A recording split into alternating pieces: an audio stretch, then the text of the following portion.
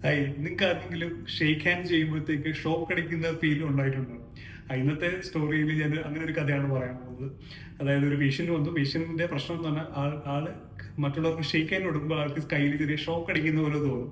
അപ്പോൾ അങ്ങനെ ഒരു ഫീല് മിക്കവാറും ആൾക്കാരൊക്കെ പറഞ്ഞു കേട്ടിട്ടുള്ളൊരു കാര്യമല്ല. നിങ്ങൾക്ക് അങ്ങനെ ഫീൽ ചെയ്തിട്ടുണ്ടോ? അപ്പോൾ അതിന്റെ പിന്നിലുള്ള ഒരു കാര്യമാണ് ഇന്ന് പറയാൻ പോകുന്നത്. അപ്പോൾ ഈ പേഷ്യന്റ് വന്നത് ഈ ഷോക്ക് അടിക്കുന്നത് ഞരമ്പ് സംബന്ധമായിട്ട് എന്തെങ്കിലും അസുഖമായിരിക്കും എന്ന് വിചാരിച്ചിട്ടാണ്.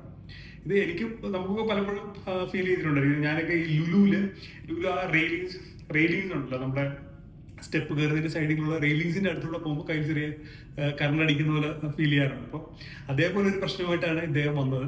അപ്പൊ അതിന്റെ പിന്നിലുള്ള സയൻസ് ഇത്രേ ഉള്ളൂ. അതൊരു ന്യൂറോളജി അസുഖമൊന്നുമല്ല, ഞരമ്പ് സംബന്ധമായിട്ടുള്ള അസുഖമൊന്നുമല്ല. നമ്മുടെ എല്ലാവരുടെയും കോശങ്ങളിലൊക്കെ ചെറിയ ചെറിയ ആറ്റംസ് ഉണ്ട്. ആറ്റംസ് ആണ് നമ്മുടെ കോശങ്ങളിലെ ഏറ്റവും ചെറിയ പാർട്ടിക്കിൾ. അപ്പോൾ ഈ ആറ്റംസിൽ 3 തരം പാർട്ടിക്കിൾസ് ഉണ്ട്. അതായത് പോസിറ്റീവ് ആയിട്ടുള്ള പാർട്ടിക്കിൾസ് ഉണ്ട്, നെഗറ്റീവ് ആയിട്ടുള്ള ചെറിയ ചെറിയ പാർട്ടിക്കിൾസ് ഉണ്ട്, അതേപോലെ പ്രത്യേകിച്ച് ചാർജ് ഒന്നും ഇല്ലാത്ത പാർട്ടിക്കിൾസ് ഉണ്ട്. ഈ നെഗറ്റീവ് ചാർജുള്ള പാർട്ടിക്കിൾസിനെ ഇലക്ട്രോൺസ് എന്നും പോസിറ്റീവ് ചാർജുള്ള പാർട്ടിക്കിൾസിനെ പ്രോട്ടോൺസ് എന്നും പ്രത്യേകിച്ച് ചാർജ് ഒന്നും ഇല്ലാത്തതിന് ന്യൂട്രോൺസ് എന്നാണ് പറയുന്നത്. അപ്പൊ ഈ ഇലക്ട്രോൺസിന്റെ പ്രോട്ടോൺസും ഈക്വൽ നമ്പറിലാണുള്ളെങ്കിൽ ഇവർ രണ്ടും കൂടെ അടങ്ങി ഒരു സ്ഥലത്ത് ഇരുന്നു വലിയ പ്രശ്നമൊന്നും ഉണ്ടാകത്തില്ല.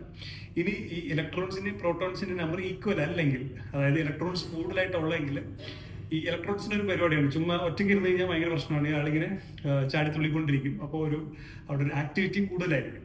ഇനി നമ്മൾ പുറത്തുനിന്നൊരു ഷേക്ക് ഹാൻഡ് ചെയ്യുകയാണെന്ന് വിചാരിച്ചു. അപ്പോൾ ആ ഒരു സോഴ്സുമായിട്ട് കോണ്ടാക്ട് വരുമ്പോൾ ആ കോണ്ടാക്ട് സോഴ്സിൽ കൂടുതൽ പ്രോട്ടോൺസ്, അതായത് പോസിറ്റീവ് ചാർജ് ഉണ്ടെങ്കിൽ ഇവിടെ നിൽക്കുന്ന ഈ നെഗറ്റീവ് ചാർജിന് അങ്ങോട്ട് ചാടിപ്പോകുന്ന ഒരു ടെൻഡൻസി വരും.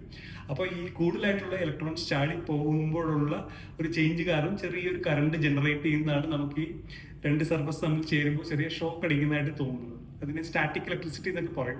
അപ്പോൾ ഈ സ്റ്റാറ്റിക് ഇലക്ട്രിസിറ്റി കൊണ്ടാണ് നമുക്ക് ഈ ഷേക്ക് ഹാൻഡ് ചെയ്യുമ്പോൾ ചെറിയ കറണ്ട് അടിക്കുന്നതായിട്ട് തോന്നുന്നത്. അതൊരു ന്യൂറോളജിക്കൽ അസുഖമൊന്നുമാണ്. Thank you.